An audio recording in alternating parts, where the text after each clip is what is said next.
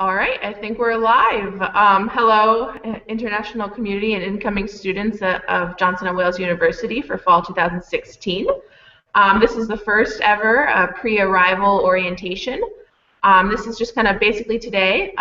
We're going to answer some questions. We're going to go over your pre-arrival packet and anything that any students have. We have some frequently asked questions that a lot of international students have before they arrive to Johnson & Wales University.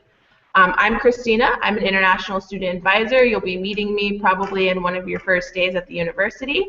And then this is Joanne Yen Gilbert. I'm also an international advisor. Christina is actually located at Harborside, and I'm located at downtown campus.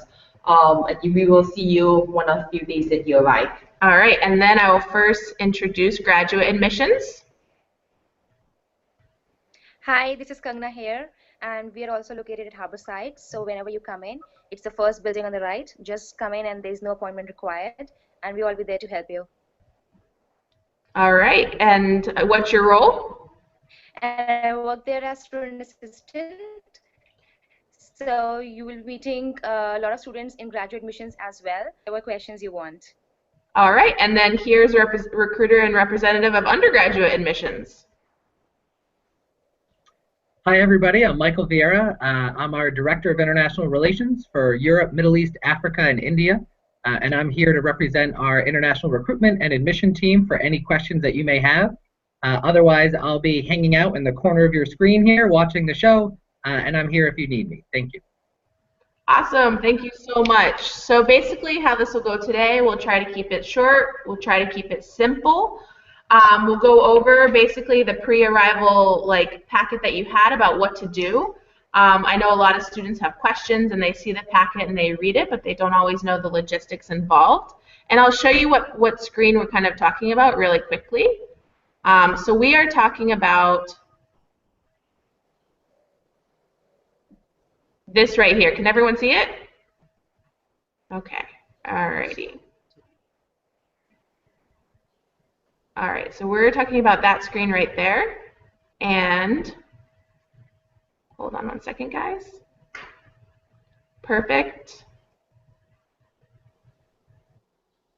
So can everybody see this screen? This is the kind of information that we want. And that's kind of what we're going to be going through today. So step one, reserving your spot. Step 1 and 2 we're going to go through pretty quickly. Because hopefully you guys have done it already. You reserved your spot at Johnson & Wales. You should have gotten it within 2 weeks from your reservation. And number 2 is to make a visa appointment so that you can kind of get your I-20 and information. We basically don't have access to all embassies and all the and all the places in all the world. So visa times and visa processes are different throughout each embassy. So we'll advise you on the process in general, but you should really consult your embassy in regards to any particular questions or requirements that they may have. So if you look at the slide and it says click on picture to learn more, it does take you to making an appointment for visa in whatever home country you are from.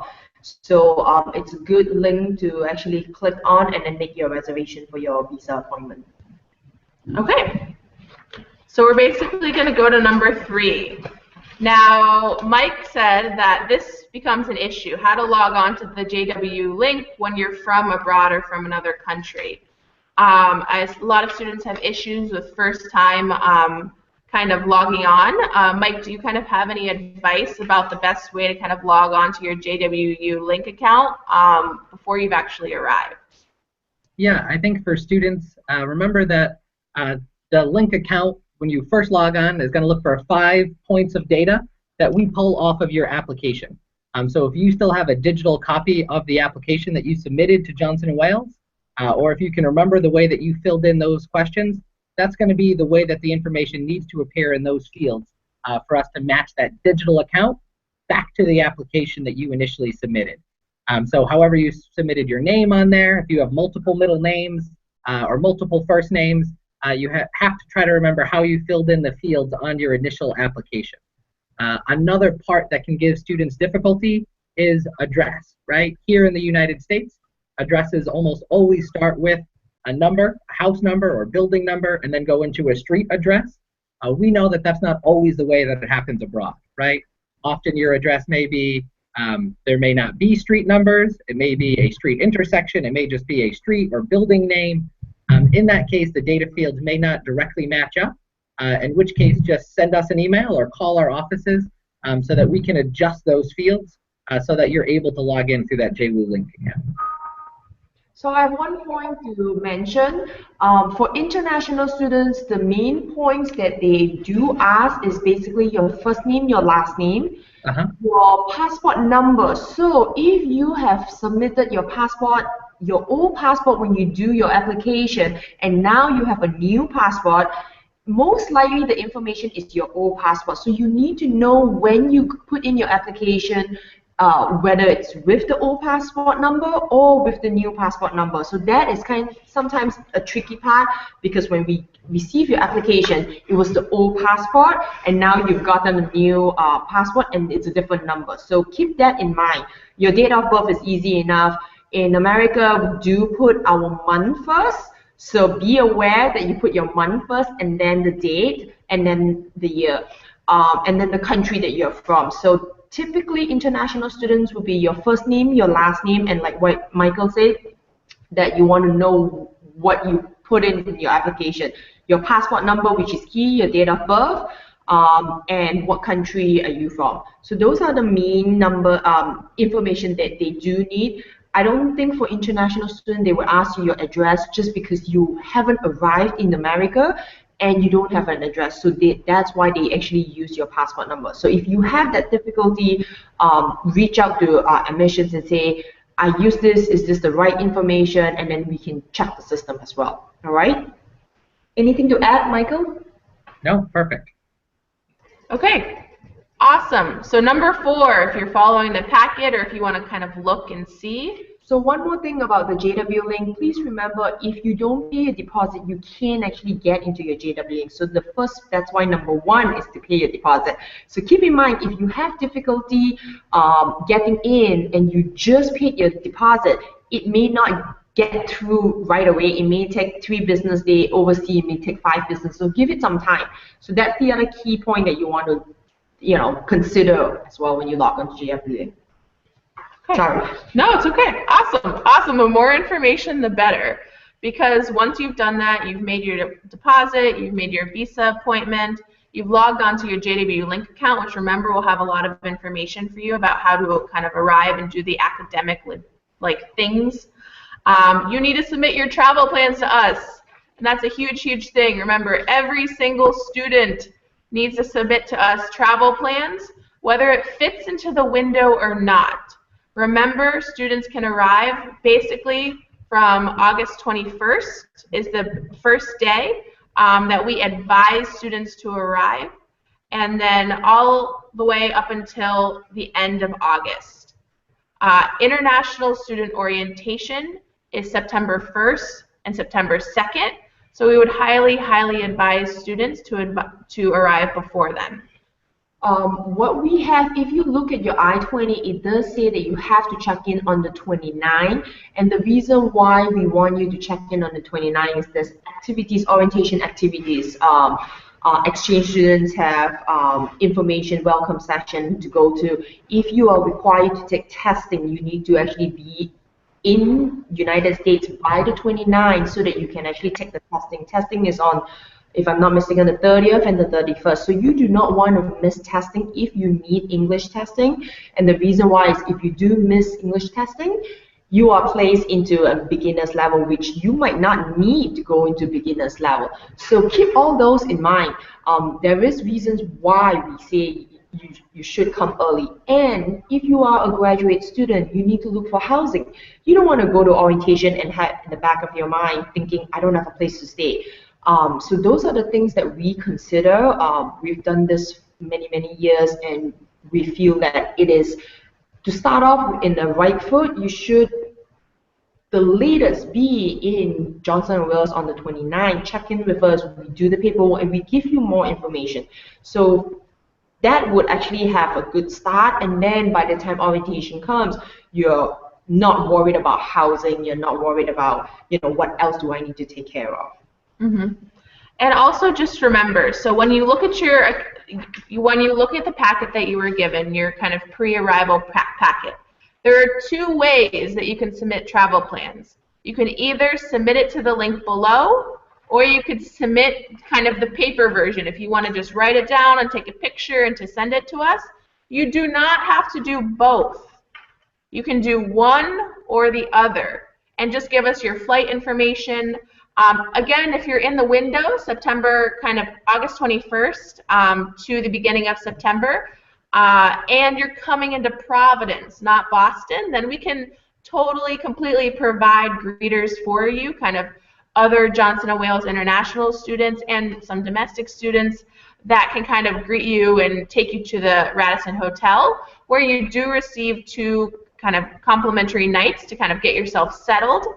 But just remember, regardless of the 2 nights, for undergraduate students, your dorm you can go into the dorm on August 28th. August 28th, remember that, guys. Because then you'll be taken to the Radisson regardless to go into your dorms, because they're ready. So just reminder, if you come after 10 o'clock, you go into the hotel. If you come before 10 o'clock, we will move you right into the residence hall, the dorm. And that's less moving around. We've had experience where students have commented that there's too many movings. So from the airport to the hotel, from the hotel to the residence hall or the dorm, and then you have to check in. It's too much moving. So we're trying to make it simple, where you come from the airport, we bring you, if you come before 10 p.m., we bring you right to your residence hall, and we will provide you with blankets and sheets, so that you can actually really rest, and then the following day we'll be doing immigration paperwork.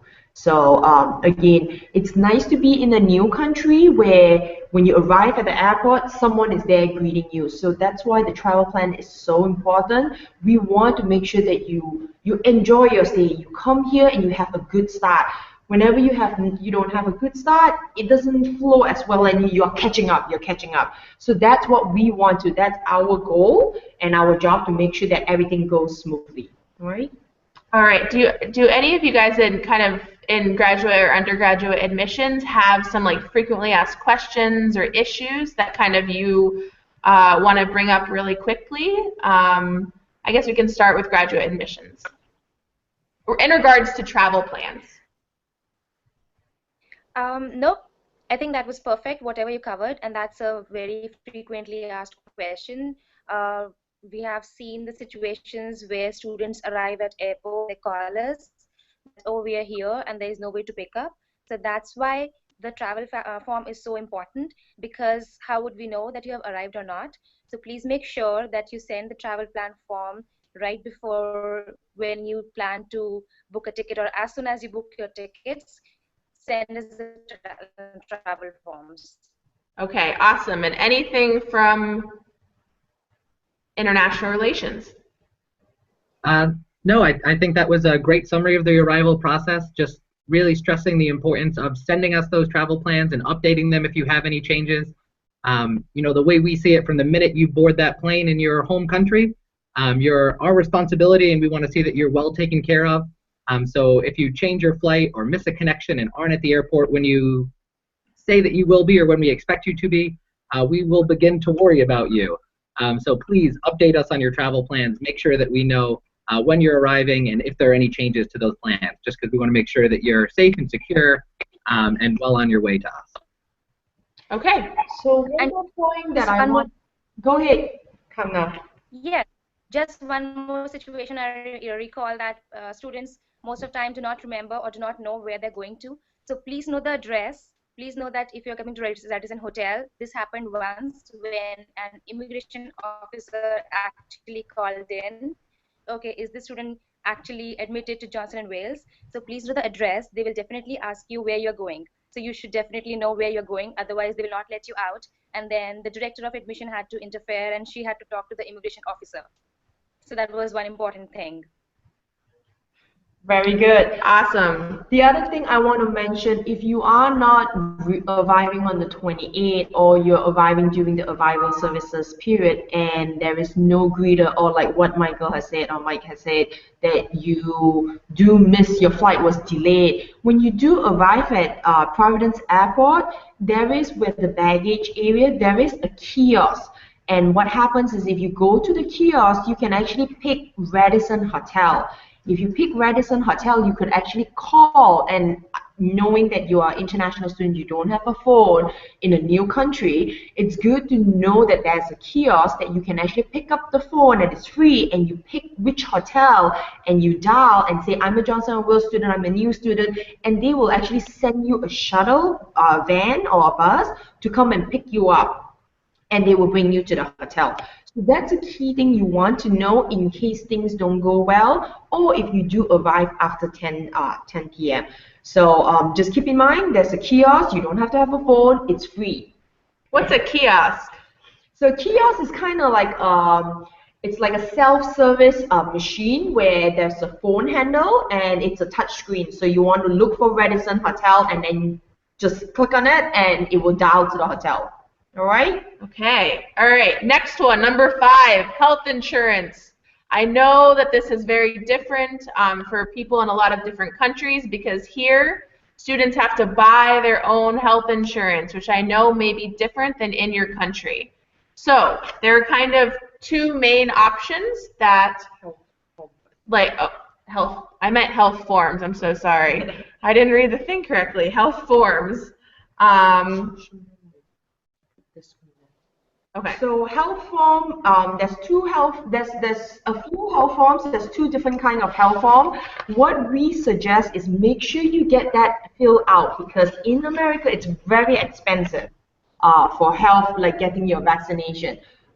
If you have your own records, I know some countries don't have your medical record. Maybe you want to go to the hospital and get a blood test and make sure that you have all the vaccination and fill that form. Again, if you do it in America, it's a little bit costly. If you have your own health insurance, that's fine. If you have Johnson & Wales health insurance, it will cover too. However, there are some health vaccination that is not covered. I don't know. We are not nurses. We are advisors, and that's when we will refer you to the health services where there is nurses. But I would highly recommend you completing that form back home. You could actually bring the form to America if you're afraid that it would get lost in the mail. But please, if you could see a doctor or go to the hospital and get your medical records completed, bring the form with you. That's why we say come early. And we will actually have volunteers to walk you to health services and submit your vaccination. The 2 forms that we have, so that is actually form number 2. The form 2 is typically what international students would need to fill out. 2A is basically for athletics. So if you are planning to get into sports, and this is more for undergrad students, then you are required to fill out the Form 2A. But if you're not planning to get into sports, then Form 2 will be sufficient. Okay? And then we'll have number 6 will be actually the health insurance where Christina mentioned. Yes. So Johnson & Wales has very good health insurance. As long as you are a student, you can sign up and you will be automatically signed up for the student health insurance.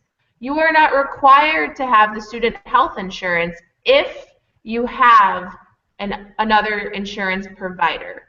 But what happens? What kind of evidence do we need that you actually have health insurance? So you actually need, if you do have international insurance, you need your policy number. You need to know the name of the company that you have. You also need the toll-free number, 1-800, a contact number. So those are the questions that they will ask you, and make sure that you have that. So again, your policy number, the company's name, and the phone number to contact in case you do need to use the insurance, and there's a contact number for that for you or for the school. All right? Okay. All right, number 7, paid tuitions and fees.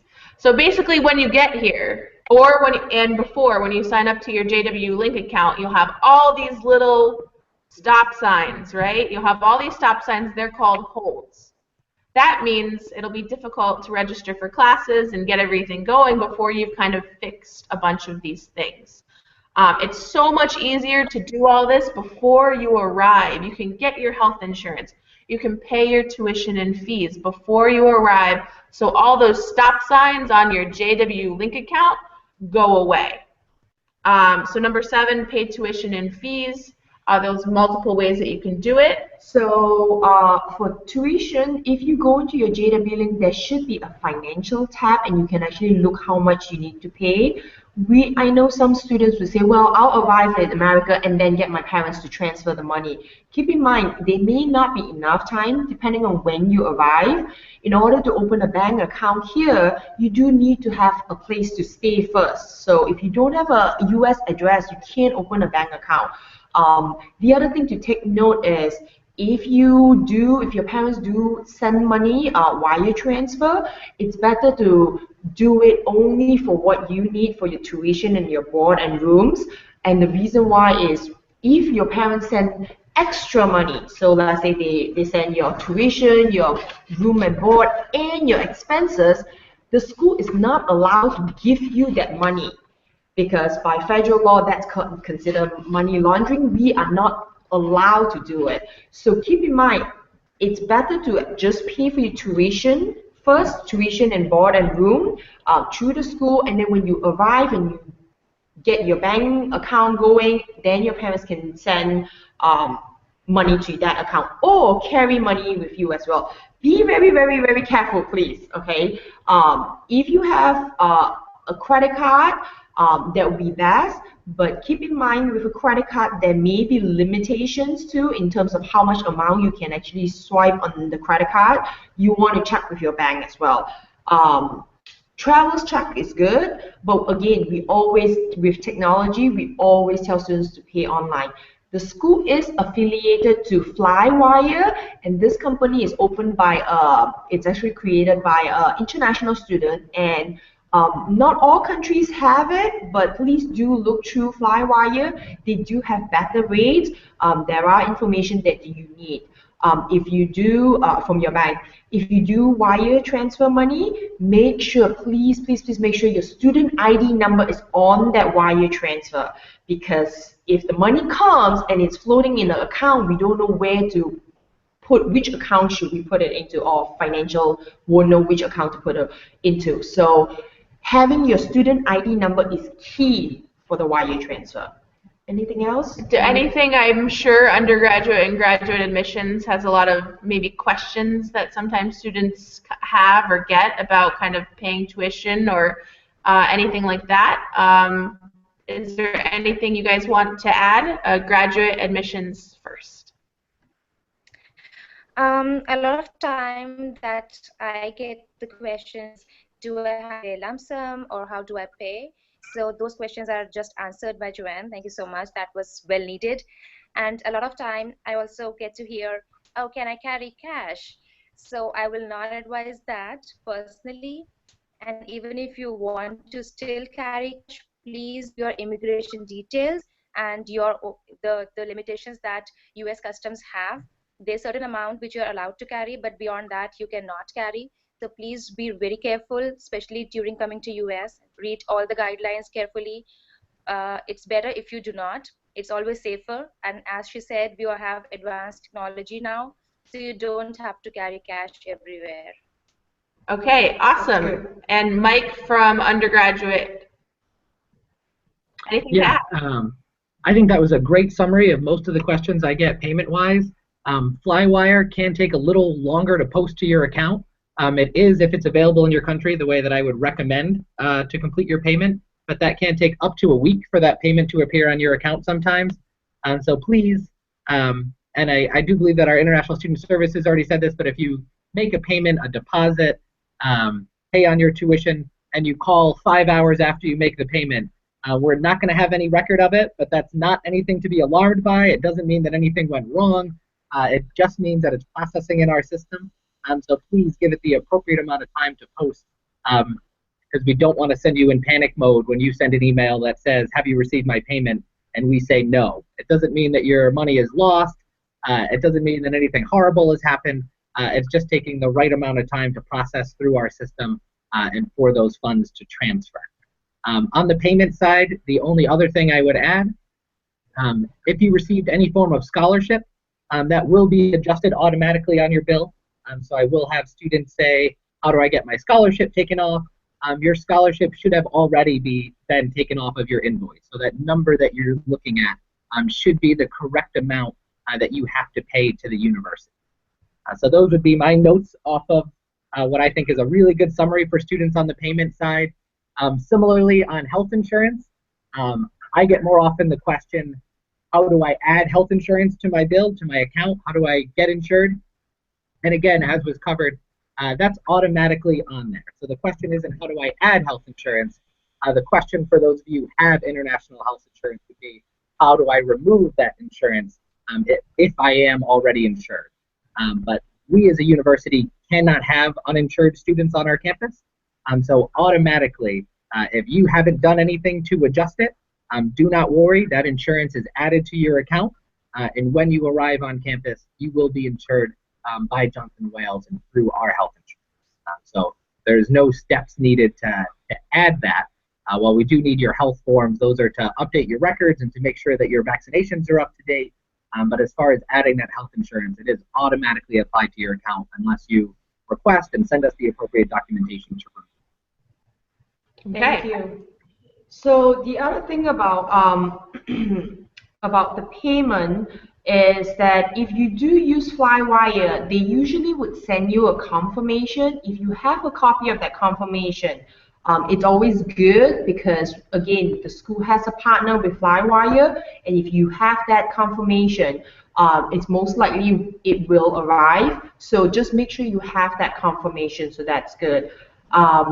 The other thing about the health insurance is it's not only Johnson & Wales students that have to have insurance, it's actually everyone who lives in the United States. It's a federal law with the Affordable Care Act. So everyone in the United States have to have insurance. So regardless whether it's a Johnson & Wales insurance or international insurance, you have to have health insurance. Okay, number 8, we're almost done. We're going to talk about something that's very important, housing. So for graduate students, they are not eligible for on-campus housing because you guys are kind of in a different place in your lives and there's just not the capacity.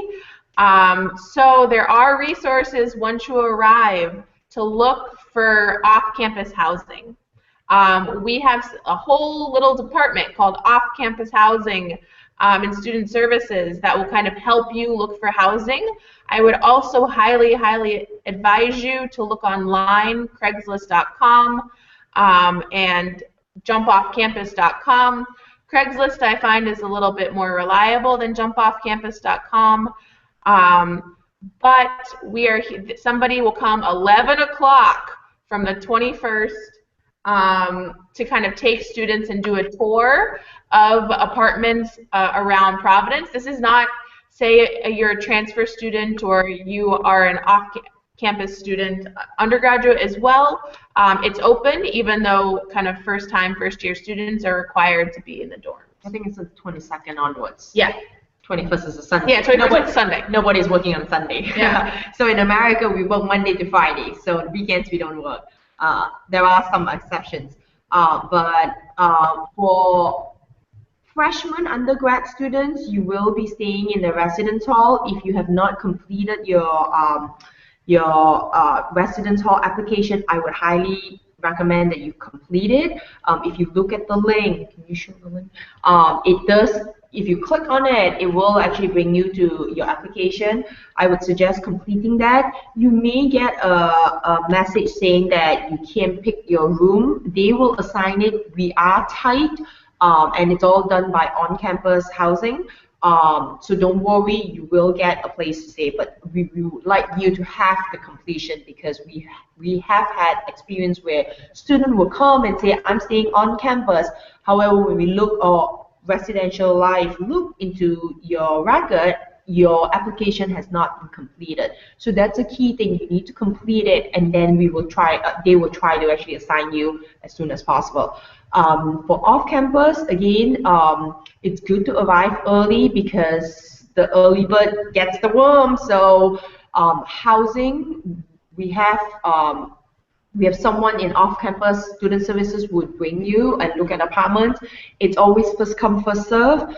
And what the school does is we only show you the apartment. We do not get involved in signing a contract. It's between you and the landlord. So what we do in Johnson & Wales is we give you options. We help you, we assist you. Decisions are all made between you and the landlord. So if you do come early, like what Christina said, we will do immigration paperwork, and at 11 o'clock, we will have off-campus student services assist you with housing. I know some students do reach out to their alum. If you're from countries that have alum from Johnson & Wales, that's also a good way to get housing. If you do know someone, I think you can reach out to some association. We do have some cultural association, a student club that would assist, letting you know this is a good area, this is not a good area. So that would be another avenue to try to look for apartments as well. All right. Anything to add for graduate admissions and undergrad admissions? Yeah, Okay, let's start with graduate, just because that's what we've been doing, graduate then undergraduate. All right, go. All right. Yeah, so for graduate students, it's the same thing. You go to the off-campus housing and you talk to the coordinators. And other thing you can do is reach out to the current students. We do have a Facebook page.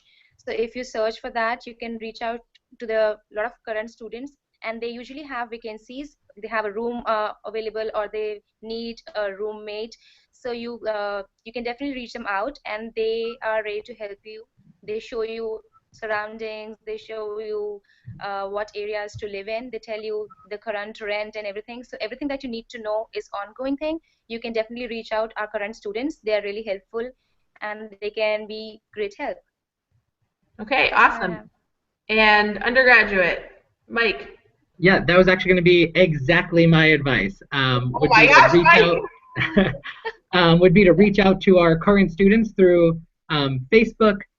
As you arrive on campus, when you meet your greeters, if you're not too jet lagged to form sentences and thoughts, to ask them, because while certainly our campus resources can give you information as to where apartments are and what those options are, our current students can give you a little bit more of a boots on the ground analysis, right? Our students can let you know what apartment buildings maybe are louder on the weekends and which ones are quieter on the weekends.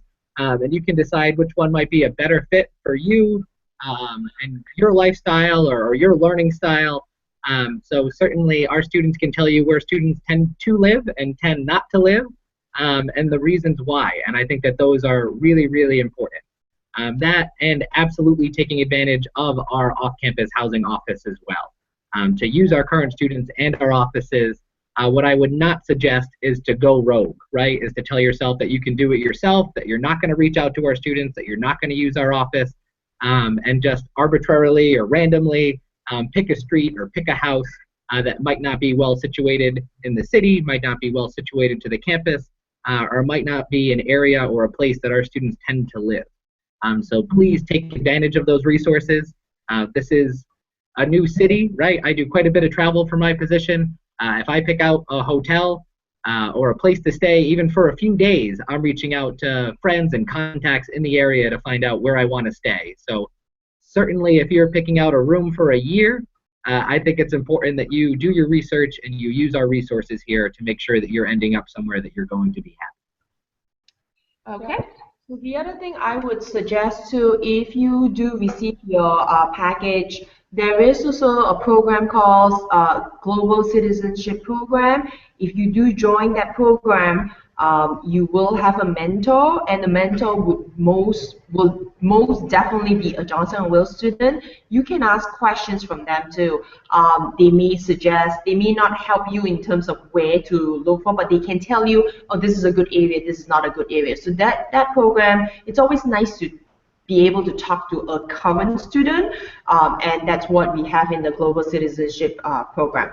So if you do join that, they actually help you with a lot of these questions as well. So look into your acceptance guide. There should be flyers about the Global Citizenship Program.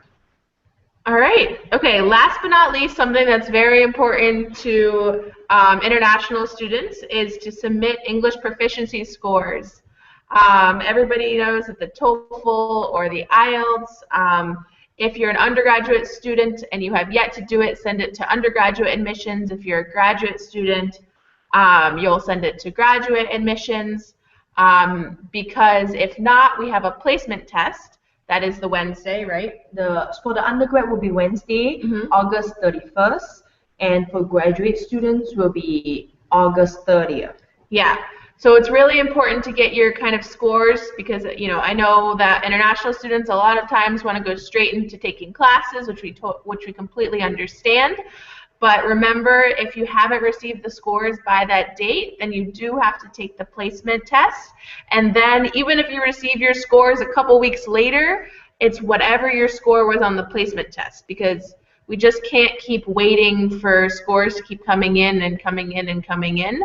So once you take the placement test, kind of your other scores are voided, or so it depends on where you're at. Obviously, if we tell students to do it ahead of time, plan ahead. Don't take the test 2 weeks before you arrive, and then you're waiting for pending score. We've had a lot of students that do that, and say, well, I have my score coming in, I'm not going to take the placement test. Come to find out that the scores that they get is not proficient enough, and now they've missed the placement test.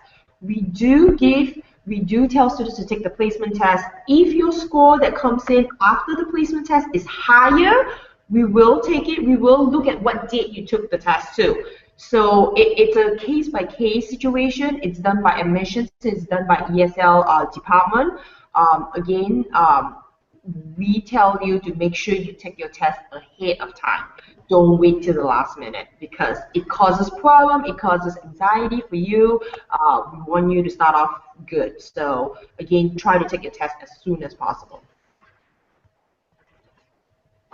Anything to add for grad admissions and then undergrad admissions?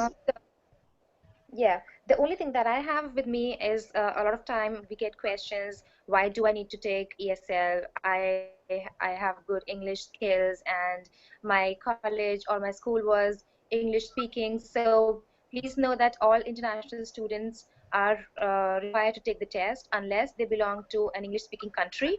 So you can definitely ask if your country falls in that category, but most of the time you do have to take the test. So you don't have to, worry about, oh, I have good English speaking skills and I have been studying in English medium schools and colleges, so I don't need it.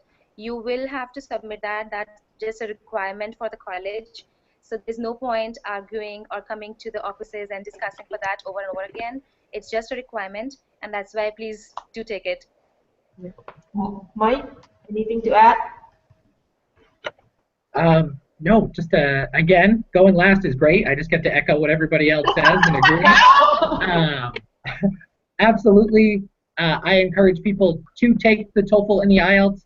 Know that if you're arriving on campus and choosing to take the placement test, and assuming that it's going to go in a direction that you would like it to, that is a gamble that you are taking. That there is no guarantee that you're going to get a score that you're happy with. So certainly, and I know maybe you feel it's not going to happen to you, but every year we talk to dozens of students who didn't think that they would have a problem with the placement test, who then did and are placed into English language when they wanted to start directly into their academic course. So the only real guarantee against that is to take the TOEFL, to take the IELTS, and to get the appropriate scores to bypass that portion of your time here. The other question, the only thing that wasn't touched on that I'll add, looking at the IELTS scores, we do look at the subsections as well. So our minimum on the test is a 6.5 every year. And all the time I have students who say, look, I got a 6.5, why am I in ESL? But there's also can't be any subsection below a 6. So if you have a 6.5 overall, but you got a 5 on that reading section, that reading component is still a large enough concern to us that we're going to want you to spend some time in our English language program. So again, it's a 6.5 overall for the bands on that IELTS test, but over a 6, or a 6 at least, I should say, as a minimum on each of those subsections for us to know that you are at a place where we're confident you're going to succeed in our classroom here. And that's all English proficiency standards and testing is about, is ensuring that our students are in a position to succeed in our classroom. That's a very good point, Mike. The other thing I want to mention too is if you do take the placement test, it does not guarantee that you will pass out of the English proficiency. So like what Mike said, it's a gamble that you're taking. It does not guarantee that you are getting out of it. You may take the test and score high, but not high enough to be exempt from the classes. So the best bet, and to be sure, is to do take the test. We do have a list of testing that we do accept. The most commonly used is basically the IELTS and TOEFL. We also have seen a lot of Pearson testing scores coming in. So those are some of the tests. If you can go on our website, you will get a list of what tests we do accept. ELS, level 112. So there's a bunch of tests that we do accept. So again, you know, repeating again, it would be best to just take your test and then submit it. Even if you don't do well, at least you know what level you're at. And then if you do want to come and take our placement test, again, it does not exempt you out from your English classes. It just places, so it's called an ESL placement test. It places you in a level. However, if you score really high, then you may be eligible for the TOEFL. And the TOEFL that the school offers, it's only used for Johnson & Wales. It's an institutional TOEFL, so you cannot take our TOEFL test here in Johnson & Wales and use it for a different school. So keep in mind again, and you have to pass that TOEFL test as well. So again, like what Mike said, it is a gamble that you're doing. The best bet is take a test, make sure for good you have passed all your English requirement, and then you don't have to worry about it. All right? Okay. Another thing I just want to add was sometimes students take ESL in different universities and then they call to transfer in Johnson & Wales and get into direct MBA or any other master's program. Please don't do that. We don't accept ESLs from different universities. You will still have to complete the ESL for our university because you were initially placed in ESL. So it's just like doing a course in different university and coming to us and saying, hey, I've done this course there and then give me grade here. It doesn't happen that way unless it's an English language school which provides a proper English training, and in that also we need a level. For graduate students, it's I suppose it's level 12. So if you have that level or above, you will be given direct admission into master's program. Otherwise, it will not happen. Yeah, I think the only language school that we do accept is ELS, which is level 12. That's right. I think that's it. Yeah. So basically, those are the steps. Those are the 9 steps that you should, again, already have the package. It's a big, long PDF, and we'll send out kind of another email out to kind of give you a link to this, so you can kind of go back through this video, and you can also access the kind of like pre-arrival PDF that you have. If you guys have any other questions or you kind of think of anything else, or this was kind of a good vehicle to kind of give information, then ask questions on the chat. We will try to respond to you. And if we do get frequently asked questions, we will address it. So do please give us feedbacks. I know this is live right now. However, you can also watch this when it's not live, so you can actually, this is being recorded. So please do ask questions if you do, when you do view this, ask us the questions so that we can actually respond to you. So this is a different vehicle of getting your answers, your questions answered. Right? Yeah. Anything else? Nothing else. I just want to thank you, undergraduate and graduate admissions for doing this, and hopefully we can do it again and give different kinds of messages. I also have frequently asked questions slides additionally for international students. Anything to add for graduate admissions and undergrad admissions? Okay, let's start with graduate. Yes, please. I have Yeah, thank you. I have two things to add actually, which is very important. Thank you so much. Yeah. The first thing is, please go through this acceptance guide that we give you to all graduate students. Please go from page 1 to page 10, all the flyers and everything. Most of your questions will be answered in this package itself. And if you have any questions, you can always use the email address or the contact number that they have. And the second thing is we have a graduate student association, that's GSA. You can also look that up at on Facebook. We have a proper web page for graduate student association, that is Johnson and Wales GSA, and you can ask as many questions as you want over there. You will find alums over there, you will find current students over there. So don't hold up to your questions and think it's a stupid question. No question is a stupid question, and it's better That's to right. have answers No before you question. come. Whereas, and don't be shy. I am a student here, and I know how things are and how we feel. Don't feel shy at all. Just come up and ask questions, as many as you want. We will never be bored or tired of answering any of your questions. Thank you.